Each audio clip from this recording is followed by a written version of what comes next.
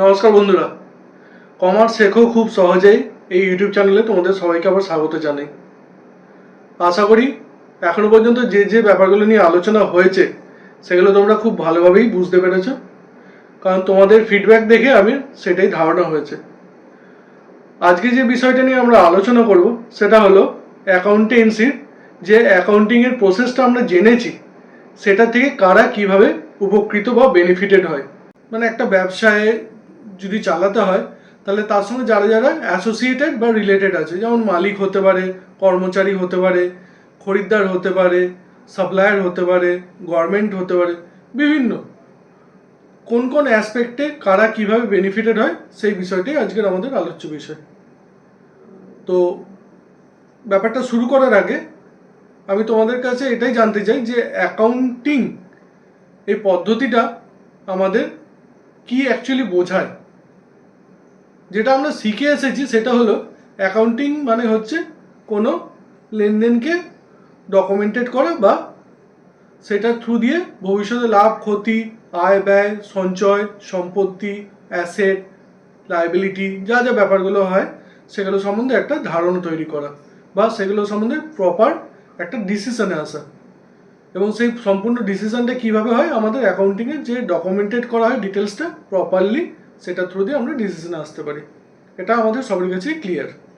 কারা কীভাবে বেনিফিটেড হয় সেটা ডিসকাশন করার আগে আমরা যদি টোটাল এই বেনিফিশিয়ারি লিস্টটাকে দুটো ভাগে ভাগ করি তাহলে সবারই আন্ডারস্ট্যান্ডিংয়ের জন্য খুব সুবিধা হবে। কেউ ইন্টারনালি এটা থেকে বেনিফিটেড হচ্ছে, কেউ এক্সটার্নালি বেনিফিটেড হচ্ছে। যারা ইন্টারনালি মানে আভ্যন্তরীণভাবে বেনিফিটেড হচ্ছে তারা হলো কোম্পানির মালিক, ব্যবসা চালাচ্ছে, সে লাভবান হচ্ছে কি তার ক্ষতিগ্রস্ত হচ্ছে তার একটা ব্যাপার থাকছে। সেকেন্ড হচ্ছে কর্মচারী, যারা এই ব্যবসার সঙ্গে ডাইরেক্টলি যুক্ত, ব্যবসার উন্নতি এবং অবনতির তাদের উপরেও ডাইরেক্টলি ইম্প্যাক্ট করছে। তৃতীয় হচ্ছে আমাদের ব্যবস্থাপক বা ম্যানেজমেন্ট, যারা হয়তো মালিক নাও হতে পারে কিন্তু তাদের এই ডিসিশনের উপরে বেস করে ব্যবসার উন্নতি বা অবনতিটা খুবই ভাইটাল হয়ে যায়। তাহলে আমরা এক একে ব্যাপারটা নিয়ে প্রপারলি ডিসকাস করি, মালিক কিভাবে জিনিসটার সম্বন্ধে উপকৃত হচ্ছে। ফার্স্ট হচ্ছে এটা আমাদের জানার বিষয়।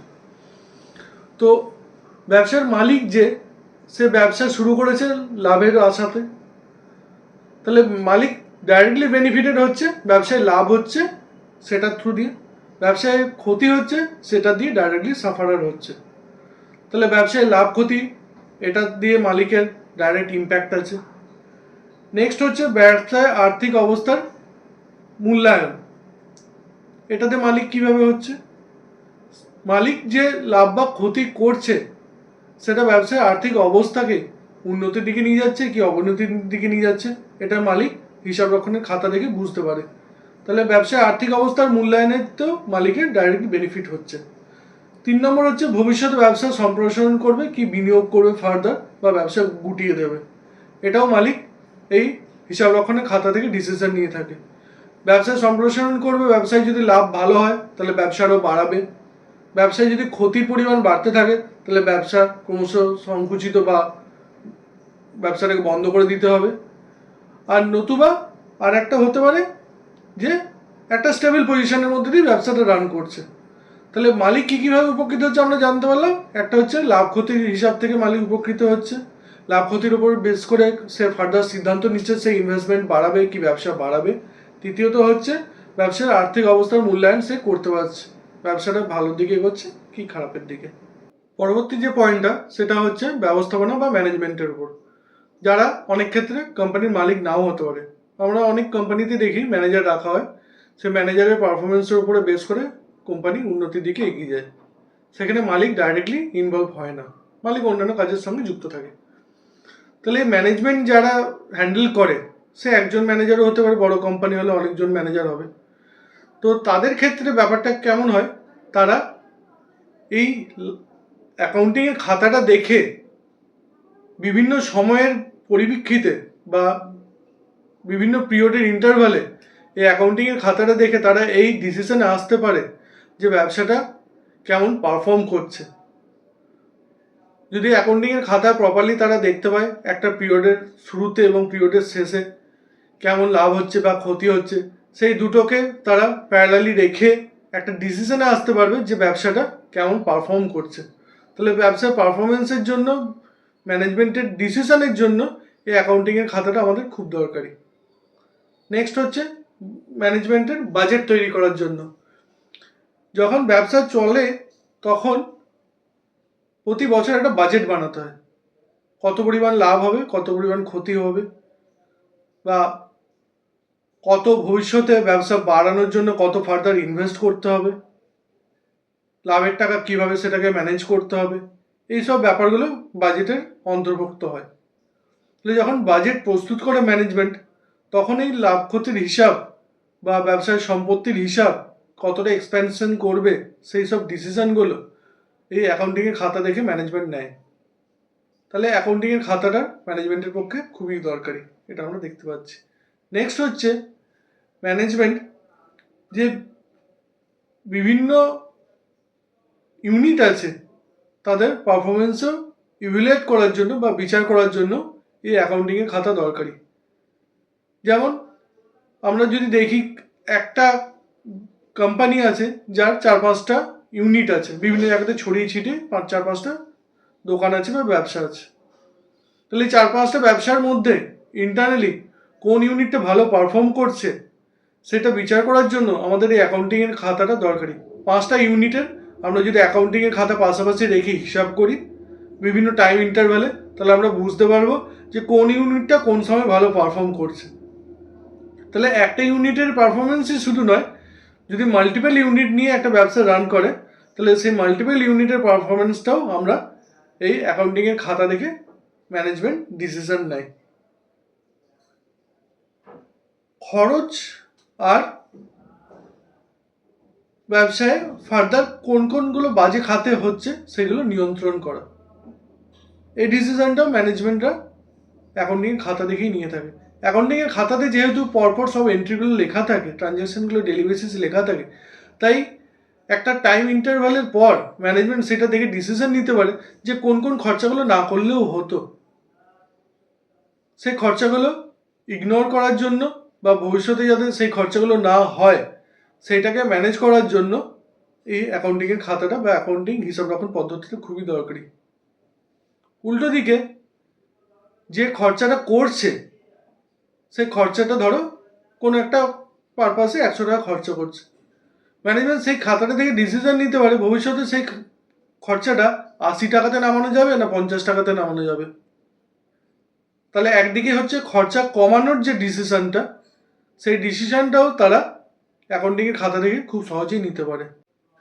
3 নম্বর হলো কর্মচারীরা, যাদের এই অ্যাকাউন্টিং মেথডটা বা হিসাব রক্ষণের প্রসেসটা ডাইরেক্টলি হেল্প করে।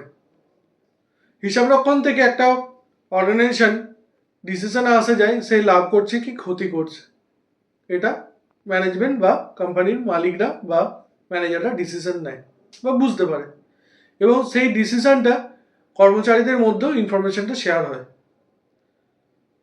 কোম্পানি যদি ভালো উন্নতির দিকে এগোচ্ছে, কন্টিনিউ লাভ করছে কোম্পানি, তাহলে যে কর্মচারীদের আছে তাদেরকে বোনাস দিতে পারে, পারফরমেন্সের জন্য, ভালো কাজ করার জন্য অন্যান্য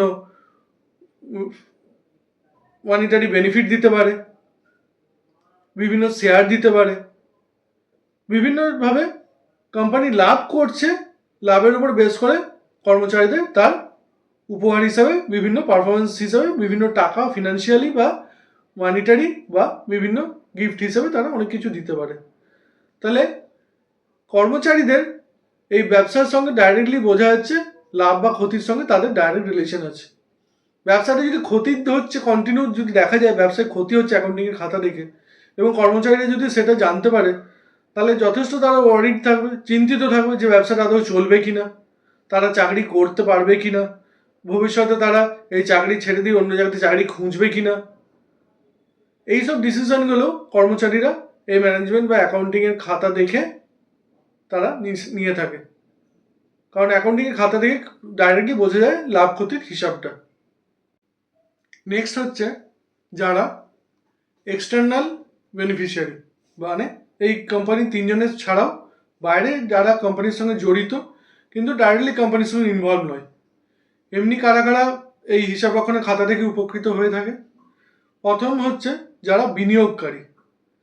একটা অ্যাকাউন্টিংয়ের খাতা দেখে আমরা লাভ বা লোকসান এই ডিসিশনটাতে আসতে পারি, এবং যদি বিগত কয়েক বছরের খাতা দেখা যায় তাহলে সেই ডিসিশনটা আরও স্ট্রং হয় যে কোম্পানিটা উন্নতির দিকে এগোচ্ছে কি খারাপের দিকে এগোচ্ছে, কন্টিনিউ বেনিফিট হচ্ছে, লাভ হচ্ছে, প্রফিট করছে, প্রফিটের সেই লভ্যাংশ ডিস্ট্রিবিউট হচ্ছে, নিয়ে ফার্দার আরও ইনভেস্টমেন্ট বাড়ছে, মানে কোম্পানিটা উন্নতির দিকে কন্টিনিউ উন্নতির দিকে যাচ্ছে।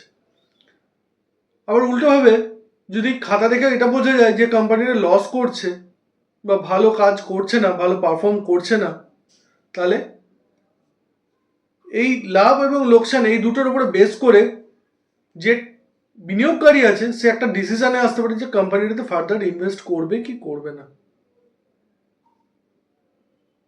কেউ ধরো লোক আছে যার কাছ থেকে টাকা চাইতে গেল মালিক কোনো ব্যবসা উন্নতি করার জন্য, প্রসারের জন্য, সম্প্রসারণের জন্য, সে প্রথমেই দেখবে এই অ্যাকাউন্টিংয়ের খাতা দেখে সে লাভ করছে কি কোম্পানিটা লস করছে, কন্টিনিউ লাভ করছে কি কন্টিনিউ লস করছে। কারণ সে আজকে ইনভেস্টমেন্টটা করবে ভবিষ্যতে সেই ব্যবসা থেকে রিটার্ন পাওয়ার উদ্দেশ্যে। কেউ লোকসান হবে এরকম ভেবে ইনভেস্টমেন্ট করবে না। সেই জন্য তার কাছে অ্যাকাউন্টিংয়ের 4-5 বছরের খাতা বিনিয়োগকারীর কাছে দেখা খুবই দরকারি।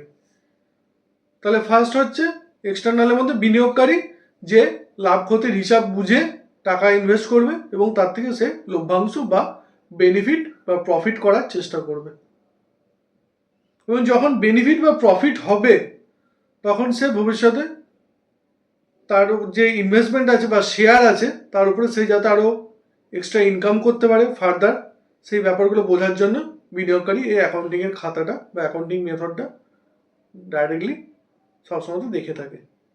নেক্সট হচ্ছে এক্সটার্নাল বেনিফিশিয়ারির মধ্যে বা যারা এই অ্যাকাউন্টিংয়ের খাতা থেকে লাভবান হয় তাদের মধ্যে ব্যাংক বা ঋণদাতা। আগেরটা আমরা জানলাম বিনিয়োগকারী যে ফার্দার ইনভেস্ট করতে আসছে, এটা হচ্ছে ব্যাংক বা ঋণদাতা যারা ধার দিচ্ছে। বিনিয়োগকারী আর ব্যাংক বা ঋণদাতার মধ্যে কনসেপ্ট হচ্ছে একজন ইনভেস্টমেন্টের উদ্দেশ্য নিয়ে আসছে, আর ব্যাংক বা ঋণদাতা হচ্ছে যে ওই অর্গানাইজেশনকে ধার দিচ্ছে টাকাটা যাতে সে ফার্দার এক্সপ্যানশন বা দরকারে ব্যবসাতে টাকাটা কাজে লাগাতে পারে। তাহলে একটা ঋণদাতা বা ব্যাংক প্রথমেই কি দেখবে অ্যাকাউন্টিংয়ের খাতা, সেও সেমভাবে জাজ করার চেষ্টা করবে যে ব্যবসায় লাভ হচ্ছে কি লোকসান হচ্ছে, over the period of time অর্গানাইজেশনটা থেকে কেমন পারফর্ম করছে, কন্টিনিউ লাভের দিকে যাচ্ছে বা কন্টিনিউ লোকসানের দিকে যাচ্ছে। ঋণ প্রদানের আগে ব্যবসার আর্থিক সক্ষমতা তারা যাচাই করবে, যে লোনটা দিলে বা ঋণটা নিলে ব্যবসাটা ফার্দার টাকা শোধ করতে পারবে কিনা, আগে কোনো লোন নিয়েছিল কিনা, তখন তার টাকা কিভাবে শোধ করেছে, ঠিকঠাক টাইমে শোধ করেছে কিনা, এইসব জিনিসগুলোও তারা অ্যাকাউন্টিংয়ের খাতা দেখে প্রপারলি জাজ করে তারপরেই ব্যবসাটাতে লোন বা ঋণ দিয়ে থাকবে। প্রতিষ্ঠানে ঋণ শোধ করতে পারার এই যে ক্ষমতা, সেটা আমরা অ্যাকাউন্টিংয়ের খাতা দেখে প্রমাণ করতে পারি বা দেখাতে পারি। তাহলে কোনো ইনভেস্টর বা ঋণদাতা বা ব্যাংক সেই ঝুঁকিটা নেবে কিনা লোন দিয়ে, সেই ডিসিশনটা তারা ডাইরেক্টলি অ্যাকাউন্টিংয়ের খাতার উপরে বেস করে নিয়ে থাকে। নেক্সট হচ্ছে আমাদের সরবরাহকারী বা সাপ্লায়ার। একটা ব্যবসা যখন আমরা চালাই বেশিরভাগ ক্ষেত্রে দেখা যায় ব্যবসাতে ধারে ট্রানজ্যাকশন হয়।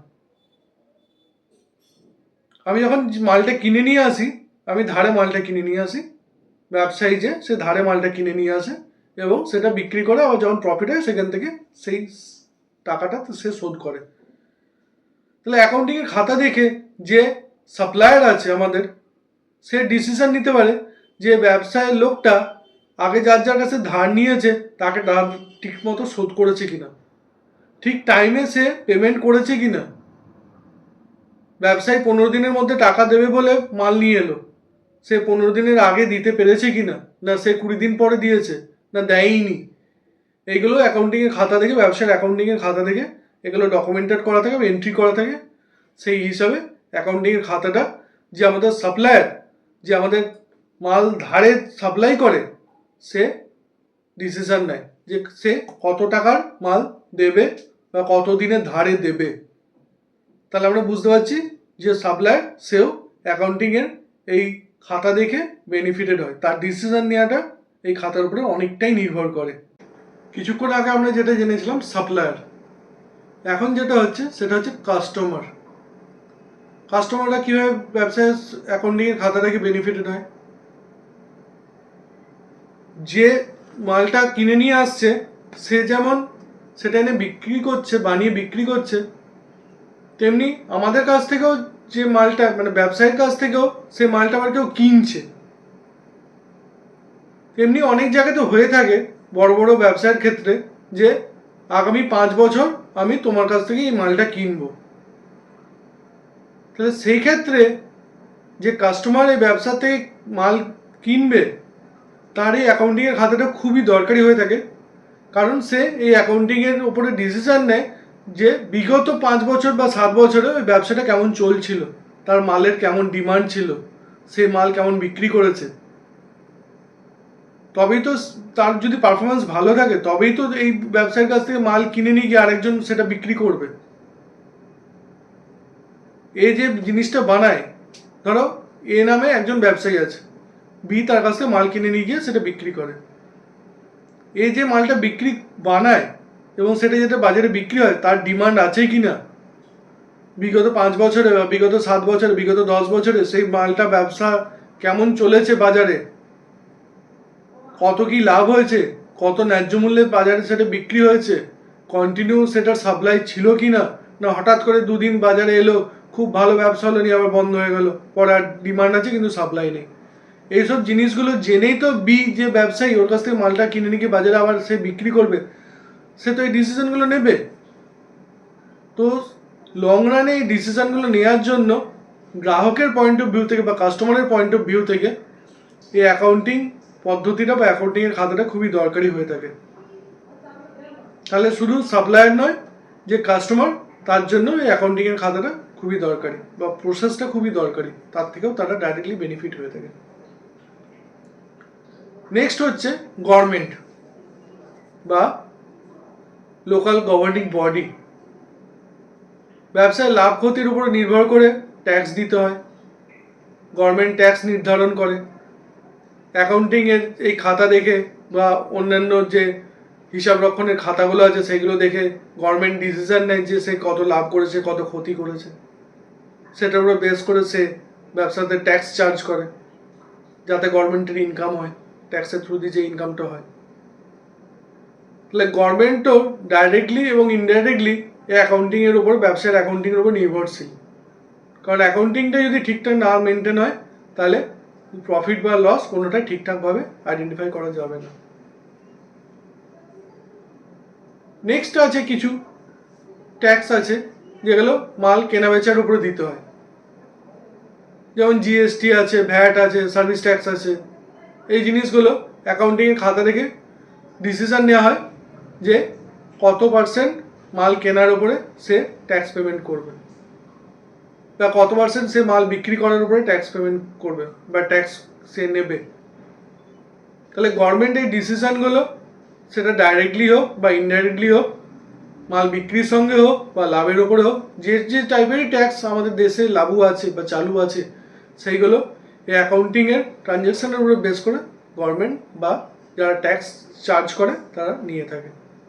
সঠিকভাবে প্রপারলি ট্যাক্স চার্জ করার জন্য এই ডিসিশনগুলো বা এই অ্যাকাউন্টিংয়ের বেনিফিটটা আমাদের গভর্নমেন্ট নিতে হয়। পরবর্তী পয়েন্ট হচ্ছে বিভিন্ন রকমের রেগুলেটরি বডি বা অডিট ফার্ম, যারা ব্যবসা কেমনভাবে চলছে সেটাকে নিয়ন্ত্রণ করে। আমাদের দেশে বিভিন্ন রকমের গভর্নিং বডি আছে যারা ব্যবসার ট্রানজ্যাকশানটাকে প্রপারলি মনিটর করে, সব রকম ট্রানজ্যাকশান ঠিকঠাকভাবে এন্ট্রি করা হচ্ছে কিনা বা অ্যাকাউন্টিংয়ের খাতে প্রপারলি মেনটেন হচ্ছে কিনা সেগুলো দেখে ব্যবসার উন্নতি বা অবনতির ডিসিশনগুলো তারা নিয়ে থাকে। ব্যবসায় প্রপারলি সব কিছু টাকা পয়সার লেনদেনের হিসাব হচ্ছে কিনা, কারণ ব্যবসা যখন একটা চলে, একটা বড় ব্যবসা যখন চলে তখন সে সব কিছু যে মালিকের টাকাতে হয় তাও তো নয়। আমরা কাস্টমাররা বা যারা ইনভেস্টার আছি তারা তো টাকা ইনভেস্ট করি, অনেকেই লোন দিয়ে থাকে, ব্যাংক লোন দিয়ে থাকে, অনেকে টাকা ইনভেস্ট করে, সাপ্লায়াররা ধারে মাল দেয়, ধারে মাল বিক্রি করা হয়, কাস্টমাররা ধারে মাল কিনে নিয়ে যায়। এই প্রতিটা লোকই ডাইরেক্টলি ব্যবসার সঙ্গে জড়িত, এবং এই রেগুলেটরি বডিটা এটাকে আইডেন্টিফাই করে যে সব ট্রানজ্যাকশন যা যা হচ্ছে সেগুলো ঠিকঠাকভাবে ট্রানজ্যাকশনগুলো হচ্ছে কিনা। যদি ট্রানজ্যাকশন ঠিকঠাকভাবে না হয়, যদি কারচুপি করা হয়, তাহলে ব্যবসায়ের উন্নতি বা অবনতি বা লস বা লাভ যাই হয়ে থাকুক না কেন, বাদবাকি যারা আমি যাদের কথা বললাম, supplier, customer, investor, loan provider, bank, যারা ব্যবসায় টাকা লাগাচ্ছে, টাকার সঙ্গে উন্নতি বা টাকার সঙ্গে যাদের ডাইরেক্টলি রিলেশন আছে, তারা সাফারার হতে পারে। তো তাদের স্বার্থ রক্ষার জন্য আমাদের দেশে বিভিন্ন রকমের গভর্নিং বডি আছে, বিভিন্ন অডিট ফার্ম আছে। তারা ব্যবসার অডিট করে ব্যবসার অ্যাকাউন্টিংয়ের খাতাটা জাজ করে যে প্রপারলি সব কিছু ডকুমেন্টেড হচ্ছে কিনা, সব কিছু প্রপারলি মেনটেন হচ্ছে কিনা। তাহলে বুঝতে পারছি আমরা যে গভর্নিং বডিরও এই অ্যাকাউন্টিং প্রসেসটা বা অ্যাকাউন্টিংয়ের খাতাটা খুব দরকারি, একটা ব্যবসা ঠিকঠাকভাবে চলছে কিনা সেটা ইভ্যালুয়েট করার জন্য, সেটা বিচার করার জন্য। নেক্সট হচ্ছে আমাদের দেশে এতগুলো যে পয়েন্টগুলো আমরা এখন পর্যন্ত ডিসকাস করলাম, সেগুলো সবগুলোই হচ্ছে ইন্ডিভিজুয়ালি কে কীভাবে ব্যবসার সঙ্গে জড়িত এবং তার ওপর বেস করে, সে ব্যবসার সঙ্গে তার রিলেশনের উপর বেস করে সে কীভাবে অ্যাকাউন্টিংটাকে ইউজ করে সেটা জানলাম। আমাদের দেশ কীভাবে উন্নতি করছে কি অবনতি করছে, দেশের ইকোনমি কোন দিকে এগোচ্ছে, সেটাও আমাদের অ্যাকাউন্টিংয়ের খাতার উপরে দরকারি। বিভিন্ন আমাদের দেশের যে রিসার্চ অর্গানাইজেশন আছে, যারা বিভিন্ন ব্যবসার উপরে রিসার্চ করে, ব্যবসাটা কোন দিকে এগোচ্ছে, কোন কোন ব্যবসা কোন কোন পিরিয়ডে ফ্লারিশ করছে, ভালো উন্নতি করছে, কোন কোন ব্যবসা আস্তে আস্তে অবসোলেট হয়ে যাচ্ছে, কোন কোন জিনিসের ডিমান্ড সরে যাচ্ছে, এইসব জিনিসগুলোরও হিসাব বা রিসার্চ, যেটা মেনলি বলা যায় রিসার্চ, সেটা অ্যাকাউন্টিংয়ের খাতার উপরে বেস করে করা হয়ে থাকে। জিনিসটা হয়তো স্বাভাবিকভাবে আমাদের ডাইরেক্টলি কোনো কাজে লাগে না, কিন্তু দেশের পয়েন্ট অফ ভিউ থেকে বা কোন কোন জিনিস কোন কোন ব্যবসা কোন দিকে এগোচ্ছে, সেই দিকে আরও ফার্দার সরকার ইনভেস্ট করবে কিনা, ইনফ্রাস্ট্রাকচারে উন্নতি করার চেষ্টা করবে কিনা, যাতে ব্যবসাগুলো আরও ভালো করে উন্নতি করতে পারে, কোন কোন ব্যবসাগুলো ক্রমশ রুগ্নপ্রায় হয়ে যাচ্ছে, বিভিন্ন কুটির শিল্প আজকের দেশে প্রায় রুগ্নপ্রায় শিল্পতে পরিণত হয়েছে, সেই শিল্পগুলোতে গভর্নমেন্ট কীভাবে আরও সাপোর্ট দেবে, এইসব রিসার্চ অ্যানালিসিসগুলো অ্যাকাউন্টিংয়ের খাতা দেখে তারা সেই সব অর্গানাইজেশনগুলো ডাইরেক্টলি করে থাকে। তাহলে তাদের জন্য বা দেশের উন্নতির স্বার্থে, জনগণের স্বার্থে, আমরা যারা পাবলিক আছি তাদের স্বার্থে এই অ্যাকাউন্টিংয়ের খাতাটা খুবই দরকারি হয়ে থাকে, বা অ্যাকাউন্টিং প্রসেসটার থেকে তারা বেনিফিট নিয়ে থাকে। লাস্ট হলাম আমরা জনগণ, যে কোনো রূপেই, সে কাস্টমার হোক, সাপ্লায়ার হোক, ব্যাংকের যে কর্মী আছে যে কাজ করছে, সেই যে লোন স্যাংশন করছে সেই হোক, যে ট্যাক্স দিচ্ছে বা ট্যাক্স ক্যালকুলেশন করছে সেই হোক, সবাই দিনের শেষে কেউ না কেউ মানুষ হিসাবে এখানে কাজ করছে, যে কোনো ব্যবসার সঙ্গে জড়িত। তাহলে এই জনগণ, টোটাল আবামর জনগণ কিভাবে একটা ব্যবসার থেকে প্রপারলি বেনিফিট হচ্ছে বা ডিপ্রাইভড হচ্ছে, সেই ডিসিশনগুলো জানার জন্য এই অ্যাকাউন্টিংয়ের খাতাটা খুবই দরকারি, বা অ্যাকাউন্টিংয়ের প্রসেসটা থেকে তারা ডাইরেক্টলি বেনিফিটেড হয়ে থাকে। এতক্ষণের ডিসকাশন থেকে এটা আমাদের কাছে পুরো ক্লিয়ার যে যে কোনো ব্যবসায় অ্যাকাউন্টিং পদ্ধতিটা যেটা মেনটেন হয়, সেটার থেকে ব্যবসায় ইন্টারনালি এবং এক্সটার্নালি দুভাবেই যারা বেনিফিশিয়ারি আছে তারা উপকৃত হয়ে থাকে, বা তারা ব্যবসার অ্যাকাউন্টিংয়ের উপর ডিপেন্ডেন্ট, অ্যাকাউন্টিং প্রসেসটা তারা ব্যবহার করে বা তার থেকে তারা উপকৃত হয়। আশা করি এই নিয়ে তোমাদের কাছে আর কোনো ডাউট নেই। আমরা এখনো পর্যন্ত অ্যাকাউন্টিং বা হিসাবরক্ষণ কি, তার উপকারিতা, কে কে কীভাবে বেনিফিটেড হয়, তার রেস্ট্রিকশনস, তার ফিচার্স, সব কিছুই আমরা এখনো পর্যন্ত জেনেছি। এটাই আমাদের অ্যাকাউন্টেন্সির ফার্স্ট পার্ট বা ফার্স্ট ইনিশিয়াল ফেজ, এই জিনিসটা তোমাদের সিলেবাসে এত ইলাবোরেট করে এই কারণে দেওয়া হয়েছে যাতে তোমরা বুঝতে পারো যে অ্যাকাউন্টিং এই পদ্ধতিটা মেনটেন করার পারপাসটা কি, কেন এটা এত ইম্পর্টেন্ট। হোপফুলি তোমাদের কাছে পুরো ব্যাপারটা ক্লিয়ার। যতটা পারো এই ভিডিওটা কমপ্লিটলি দেখবে, কোথাও স্কিপ করে করে দেখবে না। স্কিপ করে দেখলে অনেক ডাউট তোমাদের কাছে ক্লিয়ার হবে না। যে ব্যাপারগুলো নিয়ে আমরা পুরো এত ইলাবোরেট ওয়েতে ডিসকাস করছি, সেই জিনিসগুলো তোমাদের কাছে অজানাই থেকে যাবে। তো চেষ্টা করো এই ভিডিওটা পুরো দেখার, সবারই মধ্যে সার্কুলেট করার, যাতে যত বেশি সংখ্যক মানুষ বা যারা কমার্স নিয়ে ইন্টারেস্টেড বা যারা 11-12 পড়ছো তাদের কাছে ভিডিওটা পৌঁছানো যায়। সাবস্ক্রাইব করো চ্যানেলটা, তাহলে আমি বুঝতে পারবো যে কে কে রেগুলার এটাকে ফলো করছো। লাইক হলে জানিও। কোথাও যদি কিছু আপগ্রেড করার থাকে, কোনো টপিকে তোমরা ইন্টারেস্টেড থাকো, তাহলে কমেন্ট বক্সে তোমরা জানাও। চেষ্টা করো রেগুলার ভিডিওটা ফলো করার, চ্যানেলটাকে ফলো করার। থ্যাংক ইউ বন্ধুরা।